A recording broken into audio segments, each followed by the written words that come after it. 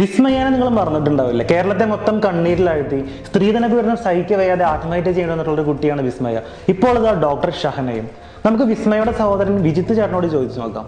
അപ്പൊ വിജിത്ത് ചേട്ടൻ നമസ്കാരം. വിജിത്ത് ചേട്ടൻ എൻ്റെ ഒരു അടുത്ത സുഹൃത്തു കൂടിയാണ്. വിസ്മയ എന്ന പേര് മാത്രമേ മാറിയിട്ടുള്ളൂ. പേര് മാറിയപ്പോൾ ഡോക്ടർ ഷഹാനയായി. കാരണം സെയിം ആണ്, സ്ത്രീധന പീഡനം. അപ്പൊ വിജിത്ത് ചേട്ടൻ എന്താണ് പറയാനുള്ളത്? വളരെ വേദനയോടുകൂടിയാണ് ഞാൻ ഈ ഒരു വാർത്ത കണ്ടത്. കാരണം വെച്ചാല് എന്റെ സഹോദരിക്ക് വന്ന പോലെ തന്നെ ഇനി വേറെ ആൾക്കും വരണ്ടേ എന്നത് ദിവസവും പ്രാർത്ഥിക്കുന്ന ഒരാളെ കൂട്ടത്തിലാണ് ഞാൻ. ഒരു പേര് ഉത്ര അല്ലെങ്കിൽ ഒരു പേര് വിസ്മയ എന്നുണ്ടെങ്കിൽ അത് അടുത്ത ഒരാൾ കൂടെ വന്നിരിക്കും, ഡോക്ടർ സഹാന.